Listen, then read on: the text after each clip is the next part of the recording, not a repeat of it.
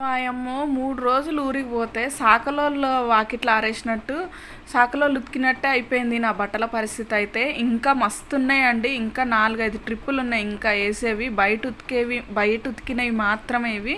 ఇంకో ఈ బ్యాగులు ఇన్ని ఉన్నాయి, ఇంకో ఉతికేవి ఇన్ని ఉన్నాయి. ఇంకా ఇంకొక ట్రిప్ అయితే అవుతా ఉందన్నమాట. ఇక్కడే 3 ట్రిప్పులు కనిపిస్తున్నాయి కదా. ఎన్ని బట్టలు అంటే 3 రోజులు ఊరికి పోతే 4 రోజుల దాకా పని తీరలేదు అస్సలు. ఇది చూడండి, ఇవైతే ఆరేయాలి. తాళ్ళ మీద అయితే జాగే సరిపోలేదు. ఆమె ఆరినాక మళ్ళీ మడతేసుడు ఒక ఎత్తు అనమాట. తలకాయ నొప్పి అసలు భలే యాస్ట్ అనిపిస్తుంది బట్టలు మడతేయడానికి. అమ్మో ఊరికి పోతే ఇంత ఇదా, ఇన్ని బట్టలు అమ్మో ఇన్నిగానం ఎప్పుడు మడతేలేదు. సాకలలో ఎట్లా ఆరేస్తారో ఏందో అని ఇంకా నా కర్మకు 3 గంటలు పట్టిందనమాట బట్టలు మడత పెట్టి సర్ది పెట్టడానికి అయితే కప్బోర్డ్స్లలో.